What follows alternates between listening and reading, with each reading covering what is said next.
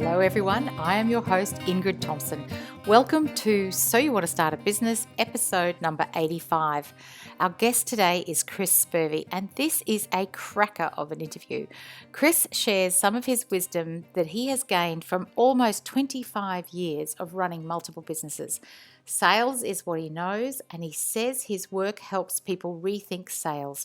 Here's a snippet of what he has to say. The reality of it is the number one problem that most businesses have is sales. They're lacking the drive and the processes to go out there and acquire a customer base on a consistent basis. So I've happened to fill that need. Yeah, and so is that how you find new customers now, or do new customers tend to come to you? Because that's the early days, that was you were proactive in contacting them and then setting up those meetings. How do you find new customers now? His business journey. He started off wanting to make money, and he quickly realized that being in business is so much more than just about making money.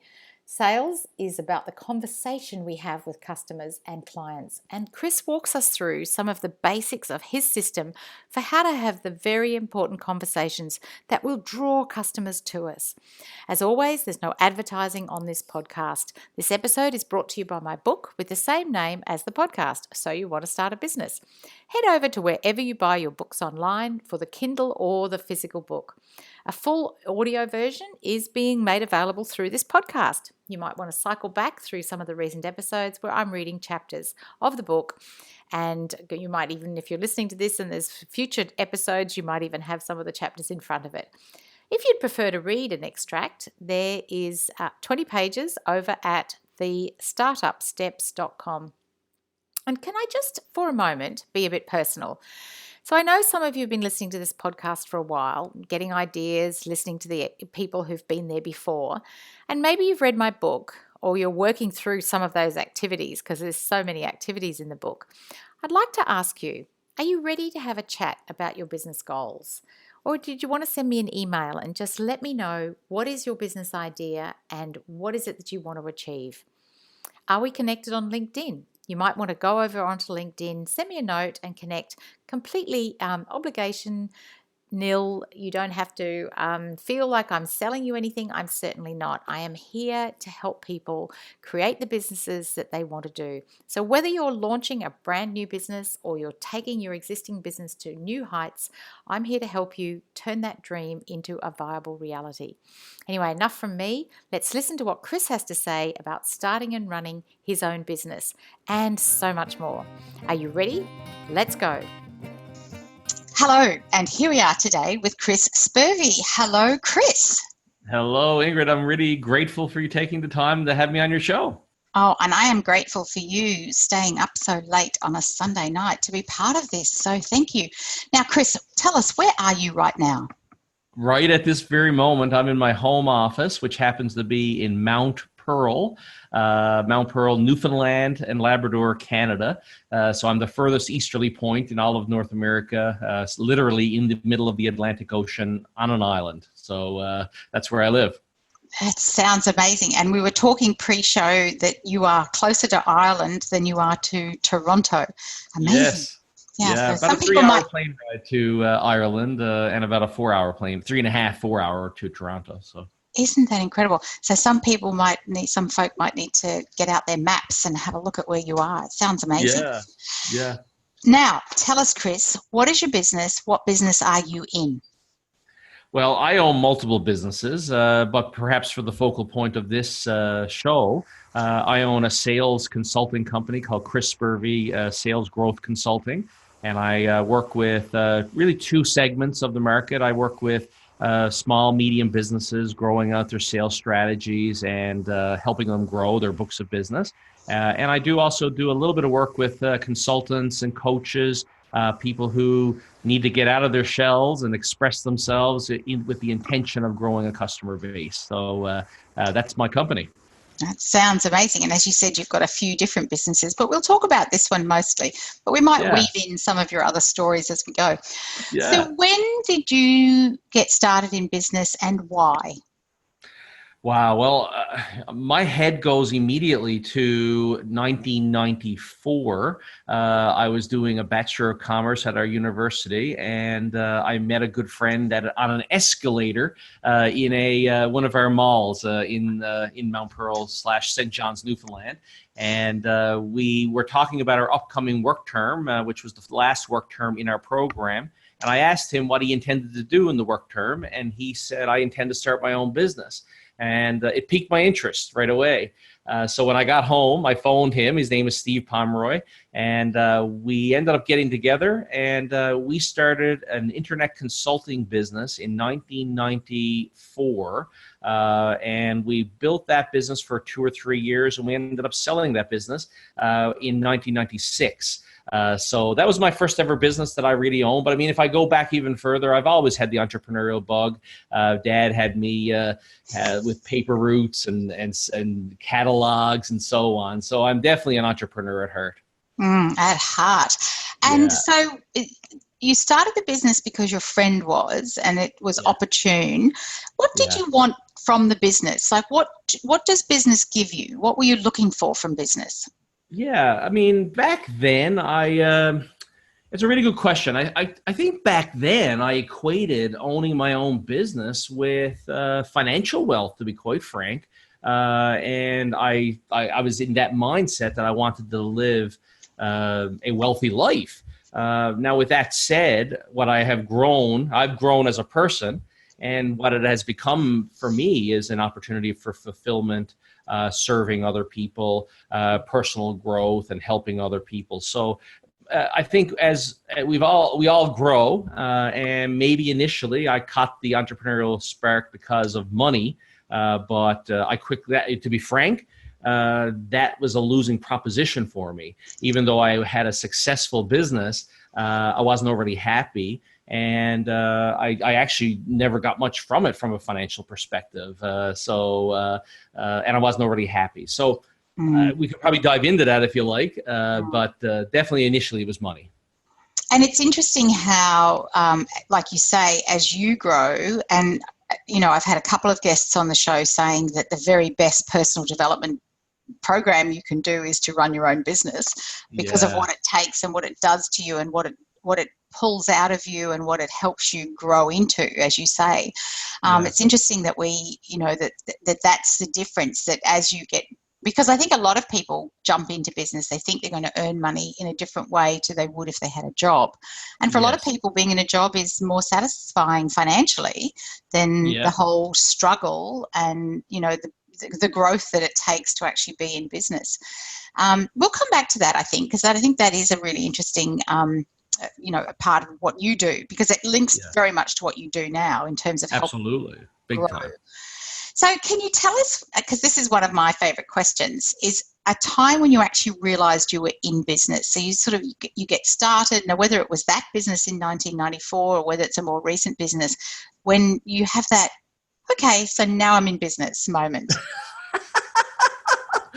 Oh, well, I'll tell you a very recent experience. Well, it's recent from the perspective of about, what would that be, almost 2 years ago now. I had built and sold a couple of companies, and one of them was a company, an IT consulting company. So I had an internet consulting company. I eventually spent a bit of time working in corporate world. I then jumped out and began working with another sort of entrepreneurial organization, and eventually became a part owner in a business. And we sold that business to KPMG in 2013. And I spent the next 4 years as vice president of sales for KPMG Canada. I knew I wasn't going to spend the rest of my life there because I just found it too large and bureaucratic and so on. Not that there's anything wrong with the firm, but I just knew it wasn't my future.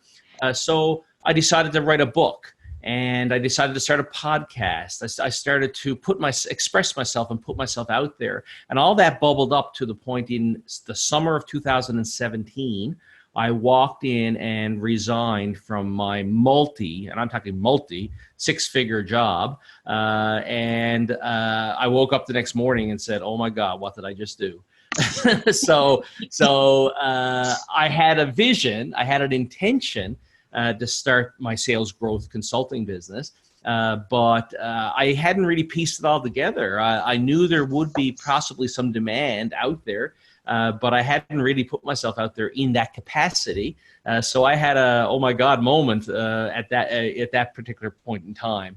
Yeah, I went all guns ablaze though, and began to really start to build that business. But I did have that oh my God moment for sure. Yeah. I love that. Thank you so much. And that's, I haven't heard a story like that before. That's why I love that question, because every answer is so very, very different. And absolutely. Congratulations on selling your business, to such a significant organization, and then having that time there, because, big companies teach us stuff too that is so helpful in small business. And I think that's one of the things that, I am so grateful for. I worked in a couple of large organizations, but it just gives me such a solid understanding of the right way to do things in business. It doesn't mean that I have to copy them exactly, but there's certain things that just are how businesses function, and we can disrupt as much as we want. KPMG spent well in excess of $50,000 Canadian dollars on me, certifying me as a sales coach.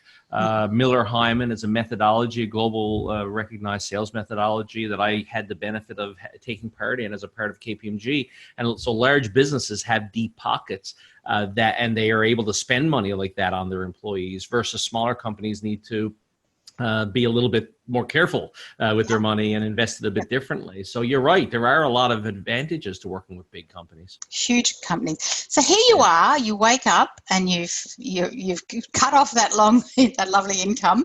And how do you then decide that the business is viable and that there's customers? How, like you said, you hit the ground running really quickly, but what was it that made you convinced that there was a viable business and that there were people who wanted what you were offering? Yeah, well, it's so about a year and a half prior, I wrote my book. I published my book. I began to put myself out there. I wrote a bunch of articles on LinkedIn, and I 170 or so articles, and those articles gained some traction. And the theme throughout the articles was sales and sales mindset, and so I saw that people reacted positively towards this theme of most of us are not born salespeople. And most of us are actually afraid of sales. And so when I decided to leave my job at KPMG, the first things I did is I went through my LinkedIn connections and set up coffees and lunches and meetings and so on with owners of businesses that I would like to work with. And all I did is I got in front of them and we had a conversation. And I told them a little bit about myself and about what I like to do and so on. But mainly I focused on them and the problems that they had around sales. And what I did find interesting is because of all the legwork that I had done in the 2 years prior, growing my brand, writing my book and so on, I say it often, it was like I was on second base. I had instant credibility because of my book, because of my podcast, because of the articles I had published and written, a couple of which had made its way to Forbes and different things like that. So I had that instant credibility, and I was able to walk in and give a copy of my book to the people that I met. And I after mentioning it before, there's this psychological concept called reciprocity.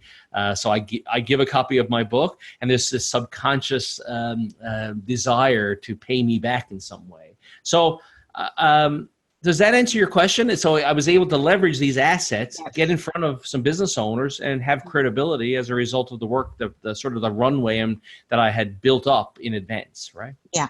And then those people started buying into what it was you were offering. Yeah. Well, I mean, what I did is I listened. And then I came home and I put together a little mini proposal based on what I heard and the value that I would be able to bring on a contractual basis. And so I offer value-based consulting. So I don't charge by the hour. I basically look at the business and decide what's the impact that I can have. And I price my proposal accordingly. And so that's effectively what I did. And I had my first few customers jump at me and say, I want to engage you relatively quickly. So I knew there was something there. Yeah, and so is that how you find new customers now, or do new customers tend to come to you? Because that's the early days. That was you were proactive in contacting them and then setting up those meetings. Yeah. How do you find new customers now? I would suggest it's actually a two-pronged approach. It's being proactive. Every Monday morning from 8 o'clock to 10 o'clock, I have a recurring scheduled appointment in my calendar, which is business development. And I reach out to business owners, referrals from my existing clients, and I set up meetings with prospective new clients. And I meet usually 2 or 3 new prospective clients a week. And so I have that recurring appointment to do that. Because I have learned that if I don't do that, then that's the first thing that's going to fall off my calendar if I don't have it in the calendar, if that makes sense. The other way, so that's prong number one. Prong number two is indeed, as you have alluded to, because of the good work and the results that I'm achieving for my existing clients, I'm starting to get some new clients just come to me and say, Chris, I heard you're working with XYZ Corporation. I'd like to have a conversation with you. So, I think it's important though to have both of those going no matter what. Yeah. And I think that reaching out part, that, like you said, the business development, for a lot of people is a real struggle. It's something people feel uncomfortable with. I work with a lot of health professionals who are, very good at what they do, but they've never been taught any of this kind of thing at all. There's none of that language. There's none of the process of how to set that up. They just really, it's not been neglected. It just isn't part of their training. And unless they've had a job somewhere where they've been taught like you said, when you were at KPMG, you went through programs, unless they've actually been in a company where they've had exposure to sales.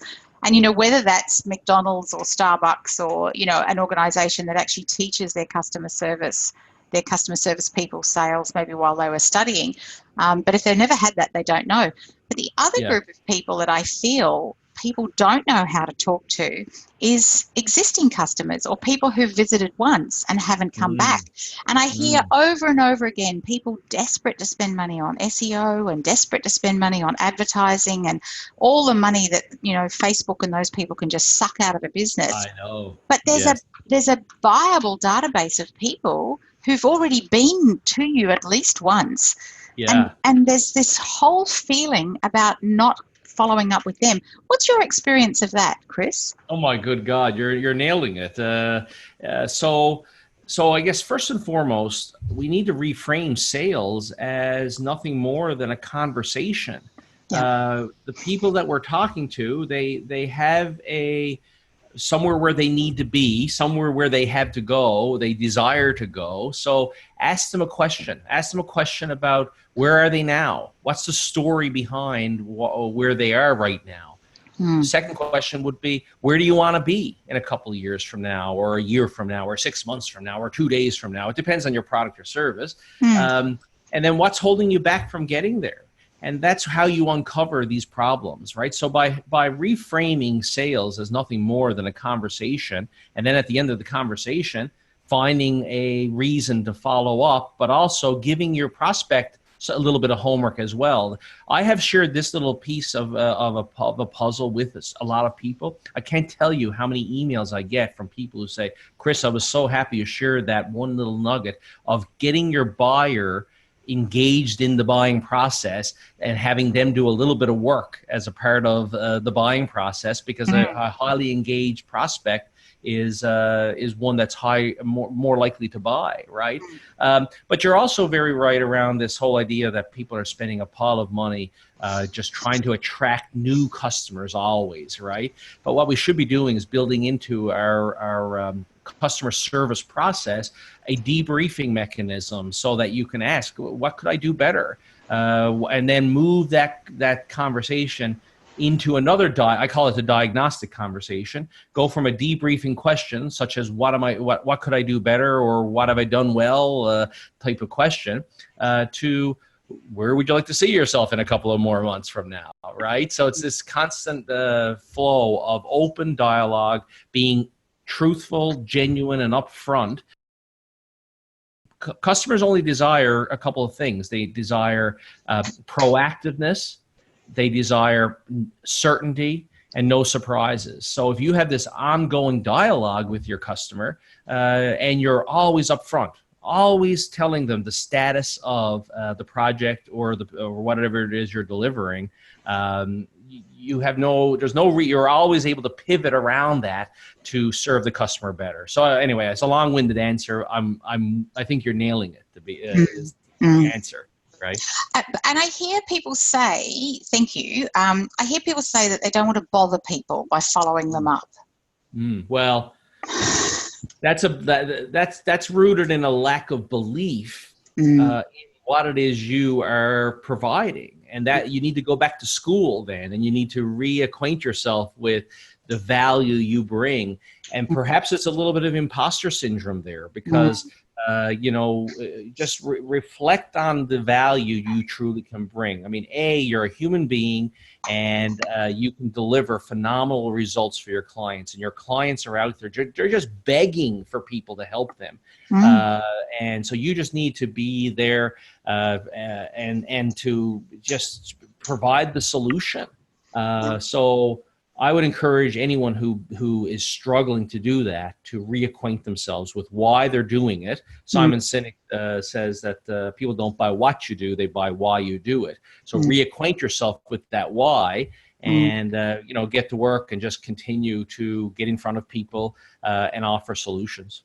Yeah, and everybody is not going to be your client either, are they? Yeah. Just because you get in front of someone doesn't mean that they're going to be your client. The more you explore it together, you may actually discover that this isn't actually somebody you want to work with, but there's someone else that might be an ideal fit for them. Yeah, and an attitude of service. That is actually very giving to say to someone, look, I'm not probably the right person for you, but how about you go have a chat with this person? Yeah, exactly. I love it. Pricing, just you talking about imposter syndrome and looking at the value. How does one decide a pricing strategy? So you left, the world you were in, you talked to different businesses and you put together a proposal. What's the mental process of deciding pricing for that sort of thing? Not the actual nuts and bolts dollars, but what underpins a pricing model? Well, that's a great question.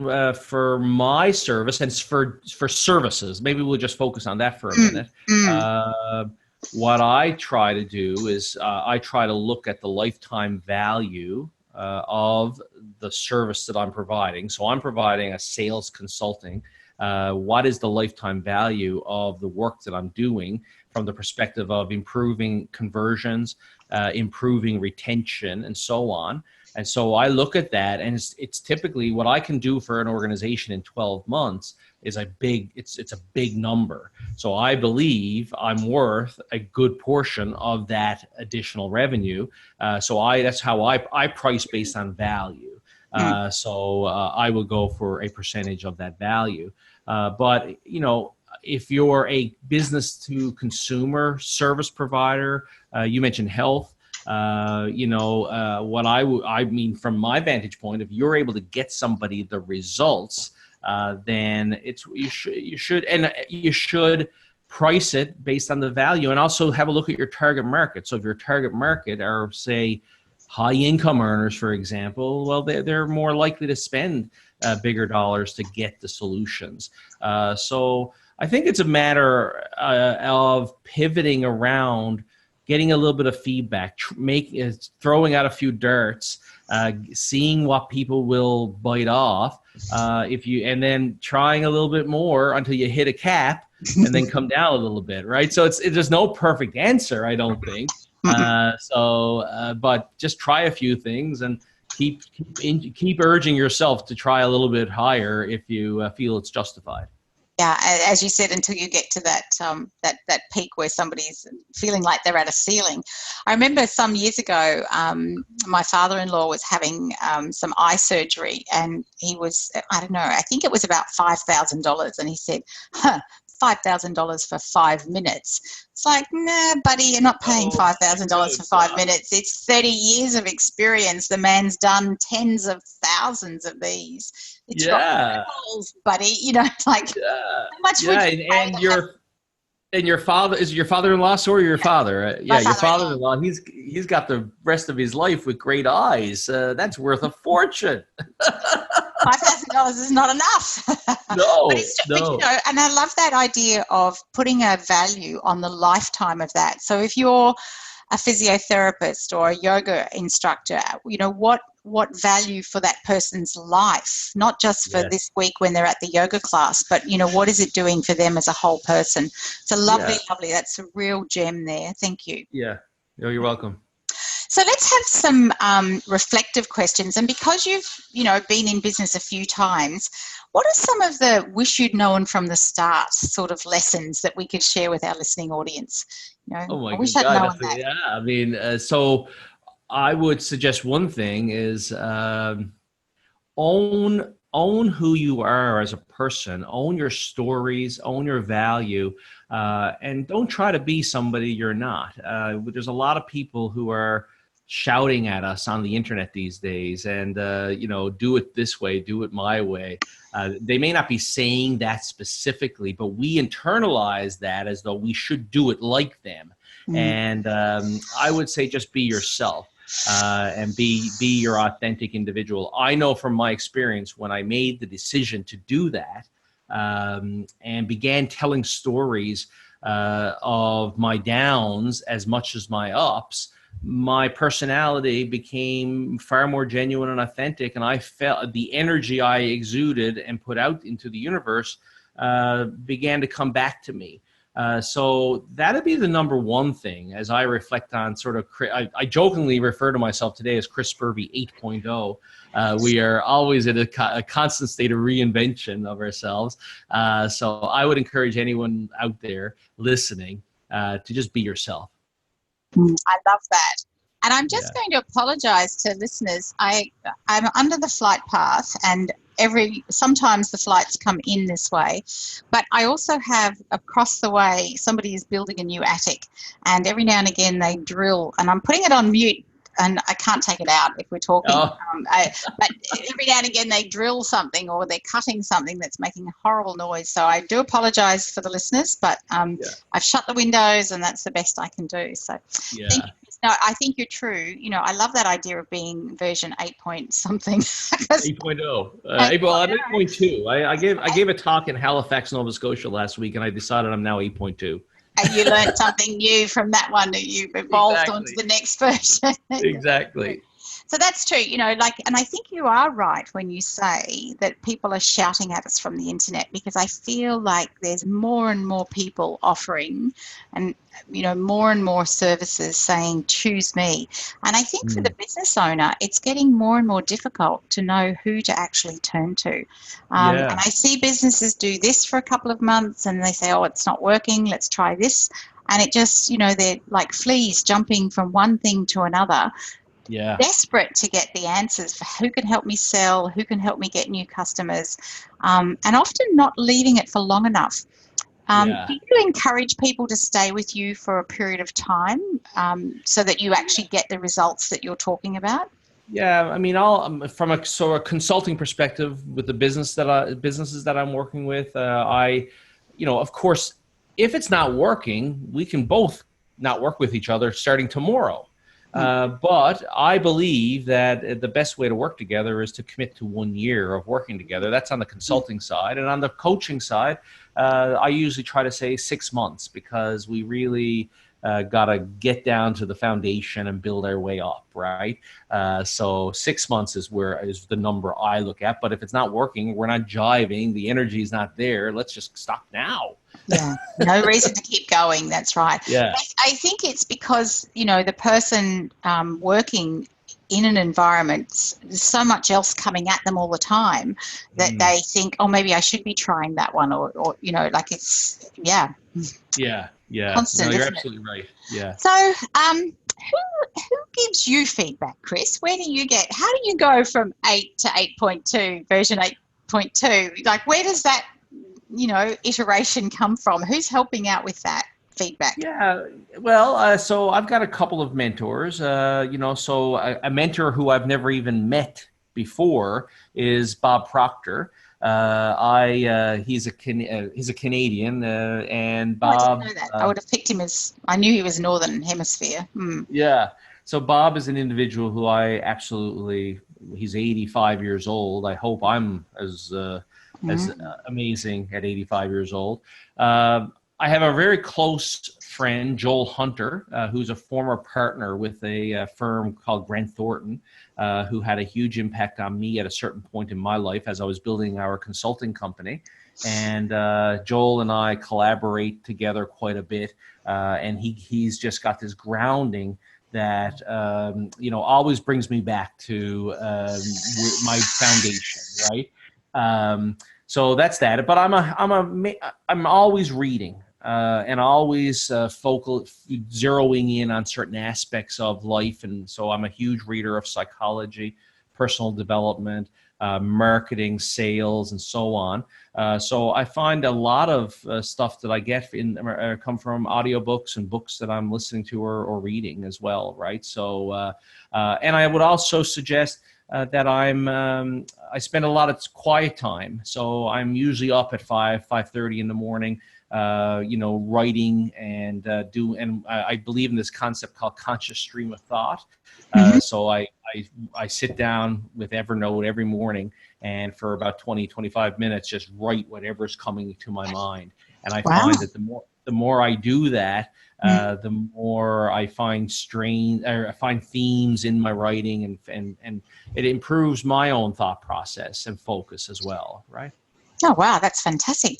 I might give that a go. I think I've heard other people talking about how that it's just that, and especially first thing in the morning, because it's when your brain and mind has had a chance to distill what's been going on.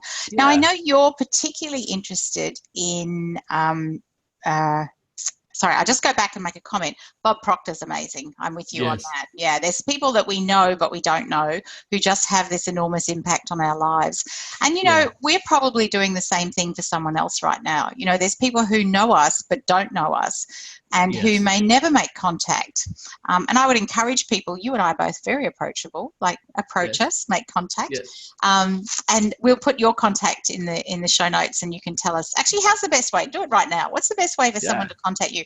If they're liking what they hear and they think, man, I need some help with my sales, what's the best way to contact you? Well, the best way is my website, chrisspurvey.com. People can email me, chris@chrisspurvey.com. Or my social platform of choice is LinkedIn. I really don't participate in any other social networks, only LinkedIn. So just go there and search up my name and reach out, connect with me, and I'd be happy to have a conversation about how I might be able to help. Yep, lovely. And you work anywhere in the world? Yes, absolutely. Yeah. This podcast goes everywhere. There's 76 different countries. I know, isn't it amazing? You just think, wow. I know, it's fantastic. Yeah. So thank you. So you also are very interested in growth mindset, aren't you? What does that mean in relation to the work you do? So I would say about 20 years ago, I was introduced to a very basic concept. And it's really the idea that we can motivate ourselves, and motivation from the perspective of characteristics is what it looks like: enthusiasm, persistence, physical energy, creativity, and so on. And the way to go out and do and acquire that self-motivation, the only way to do it that I've learned is through vision, and having a vision for our future. That's very compelling, and so every year I write out a vision for what I want my life and my family's life to look like, and how I want to serve and be present for people. And so what I have learned is that growth is really about being more tomorrow than you are today, and putting yourself out there more powerfully tomorrow, because Bob Proctor says, if we're not growing, we're dying. And because as time moves on, we're getting older. So why not grow rather than die, obviously, right? Now, how does it apply to sales? Well, I mean, from my vantage point, if we're in business for ourselves, or we're a part of an organization that is growing, we all should be very active in looking for opportunities and trying to be better, trying to offer our service to the market. So I try to encourage people I work with to build sales and growth into their visions. And lo and behold, what happens, what I usually see is within a few weeks of working together and having a vision with sales built into it, serving our clients, lo and behold, things start to happen. And it's like the law of attraction really takes off, right? So that's a long-winded answer. I hope it resonated. It's a beautiful answer, and I couldn't agree with you more. You know, it is just magic what happens when you put down on paper, on Post-it notes, vision board, whatever you want to do, write it in your journal. It just happens. It really does. Behind as well. But, you know, I was just telling somebody at the weekend, and it's not related to business, but the house I'm living in right now, about 15 years ago, this house was for sale. And I looked at it to buy. It was way more house than just me. And I looked at it every afternoon that it was open for inspection. So about 6 weeks on a Wednesday afternoon, I used to walk around and I looked at it and I thought it was such a gorgeous house. But it was impractical for me from a financial perspective. It was impractical because it was way more house than one human being needed. So fast forward a few years and it sold to somebody else. I had no idea who it sold to. So fast forward a few years and I was talking to a woman who was walking her dog down the street because I had cats and I used to let them out the front of my house. Anyway, it turned out after she and I had been speaking to each other for about a year, just saying hello dog, hello cat, you know, as you do with your pets. And it turned out she lived in the house. And I said to her, oh my gosh, I nearly bought that house. But the other thing I did was there was a sales brochure for it that I stuck on the wall in my kitchen. But wow. Wait a minute, I'll tell you about that in a second. I shouldn't have told you that bit now. So I said to her, you know, I nearly bought your house. I wanted to buy your house, but blah, blah, blah. And I said, if anything ever happens and you need someone to live in your house, I'm the person. Like, I'm serious. I'm the person to live in that house. So you wouldn't believe it, but about a month later, she said to me, you're not going to believe this. My husband has been transferred to somewhere in Asia and we're going to rent out the house. Are you interested? And at that time, the man that I was with and I were not living in the same house, but we were living in separate houses. And I thought, is this the chance to do, you know, to see how it works? Not in our house, but in this gorgeous house, blah, blah, blah. Anyway, as I'm packing up, I pull the microwave out and I had stuck the picture of the real estates on the wall right beside where the microwave was. And maybe I saw it sometimes, maybe I never saw it that often, but it was, and I thought, oh my gosh, this is the house. And now, wow. And here I am, 6.5 years later, still living in that house. And, you know, it's just, I mean, we don't own it and that's fine. We're very happy. That's probably not a bad thing. But I just think, you know, it's such a perfect example of what you can do with intention that you just don't know how it's ever going to work out. And I know that's not a business example, but it just reinforces for me that the importance of the intention and the desire and the goal and what it is you want. Yeah, we're like magnets, and we attract it to us, the circumstances that we desire most. And I think the most important thing is to stay committed to the decision to get it. I heard it's not really a funny story, but Joe Vitale talks about someone going to the restaurant and ordering chicken soup and then changing the order after a couple of minutes to wonton soup, and then maybe 10 minutes later changing it to turkey soup, and then being all mad because your soup hasn't arrived. And the reason being is because you've changed your mind so many times along the way, right? And it could be small pieces of the decision that are small, but stay committed, right, to that what it is exactly you desire, and in your vision, bring all the senses in, the touch, and so on. I learned a new method just a few weeks ago that I've been deploying. So I have my written vision, which I read every day, twice a day, but I also now have pictures like you. But I spend now a couple of minutes. Price Pritchard, he is the author of a book called U Squared. He talks about the quantum shift strategy. He takes the pictures and he'll spend a couple of minutes tracing his fingers around the pictures. And and he also suggests every now and then drawing your own version of the picture. And what happens when you do that, your mind believes it's already in the picture, right? For that moment, it believes it's in the picture subconsciously. So I've started to do that, and I just noticed my awareness is far more tuned in, and I start my day with that every single day. Wow, my hairs are standing up. I've gone goosebumps with that story. Oh my gosh, I can't wait to get going with that. That's energy going through you. Yeah, it sure is. 3 characteristics, Chris, that make you successful. Now, you talked a little bit about, the things that you do, and, that you listen and you're quiet, and, that you have thinking time. That's kind of it. But what are your 3 traits, characteristics that make you successful? Yeah, that's have you ever heard of StrengthsFinder? No. StrengthsFinder is a phenomenal tool. I recommend anyone listening to check it out. Basically, it's a 30-minute questions where you rate yourself on a scale of 1 to 5, I believe it is. Anyway, I am I'm a futurist. So when I meet people for the first time, and as people get to know me, I have a tendency to bring out where people would like to go in the future, and I have a tendency to paint a picture, and so that makes me very good at sales, but it's very natural, right? The other thing that I am is I'm also I have a competitive streak, but the competitive it's not about beating somebody. I always want to level up and grow individually as a person, right? And so I guess those are 2 things. The third thing that comes to mind is my energy. I'm up every morning, 5 a.m., 5:15. I walk my 2 golden retrievers every morning.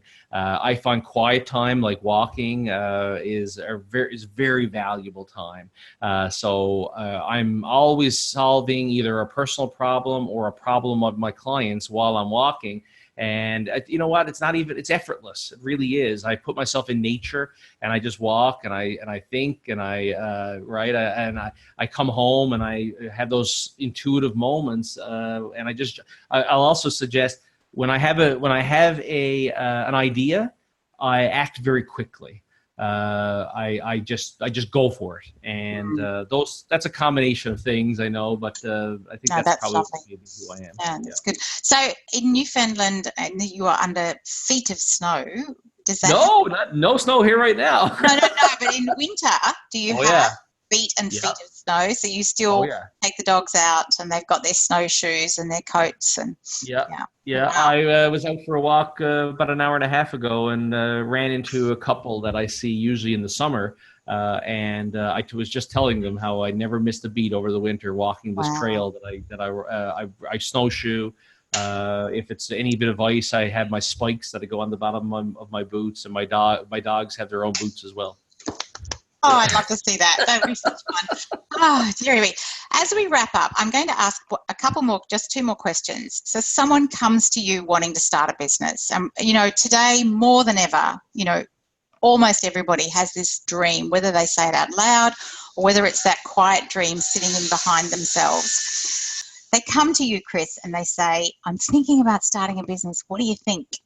What do you say to them? And I know you don't necessarily coach business startups, but you do coach people in business. But what do you say to the person aspiring to have a business? Yeah, well, it's actually a very relevant question, because a lot of the people I do work with on the coaching side do indeed come to me because they hear my story of working with KPMG, not in making the decision to start my business, because I had made the decision that I didn't want to spend the rest of my life there, so I decided to leverage where I was and work around where I was at that particular point in time.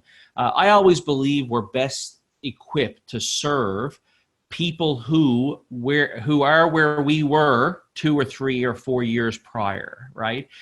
So when I reflected on my journey, of 3 or 4 years prior, I was struggling to figure out how to grow sales for my company. And, so I decided to take that piece of the puzzle and began to build it out.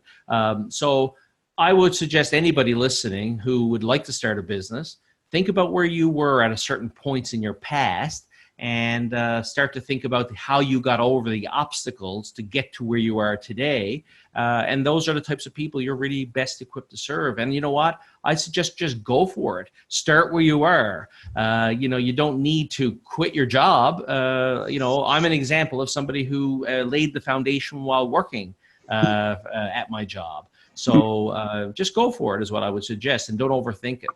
Yeah, absolutely. Don't overthink it, but have some kind of, like you said, for 18 months, you were building that intent with that intention.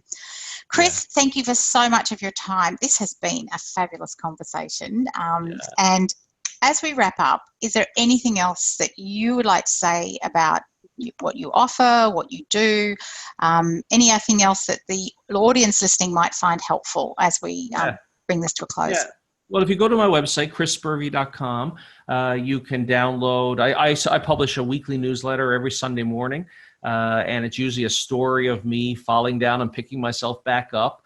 And that's an interesting point. If you'll allow me to just share one last thing with your audience, I have learned that instead of trying to portray yourself as an expert, I have learned that people actually like it a lot better if you portray yourself as somebody who made a whole pile of mistakes and you're going to help them not make the same mistakes. And I find personally portraying myself that way to be a whole lot easier to live with. You're not always feeling like you're having to be something you're not. You're not always having to be the expert every single day.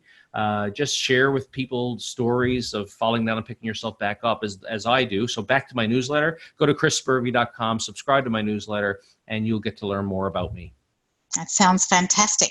And I'm sure the listeners do indeed want to hear more about you and understand more about how to change their thinking about sales into that idea of more of a conversation. So thank you so much, Chris. And now it's very late at night for you. So, and it's still morning time for us. So thank you so much. No, it's been wonderful. I really love your energy, and I look forward to continuing the relationship with you. Well, thank you so much, Chris, for spending your time with us and sharing so much amazing gold in this interview. As he says, your clients are out there begging for people to help them. Don't you just love that? And if you're struggling, reacquaint yourself with why you are doing this and why it is you want to do it. And I know that people say to me, Ingrid, it's such a hard drive being in business, and it is tough. No one said it was going to be an easy ride. These people who are overnight success, they're not overnight success. So reacquaint yourself with why you are in business and why you are doing this, and bring an attitude of service to what you're doing for your clients. And did you like what he said about how you think about pricing, about the lifetime value of the work that you're doing for the clients? And for all those health professionals, just what is the lifetime value of what you're doing with your clients? So what are you taking away from this interview? What have you learnt from Chris? And for everyone listening, whether this is the first episode or you've been with us for some time, I truly believe that whatever you are dreaming about doing can become real. These podcasts are designed to inspire, educate, and inform about what it takes to start, create, and grow a business of your own. Ultimately, it is up to you. Do you really want this? What are you prepared to do to make this dream real? You know, we know because of the feedback we get that these podcast interviews provide terrific value. And if you agree, please leave your comments and rate the podcast over on iTunes. We all know this helps with spreading the show with more people. Thank you for doing that.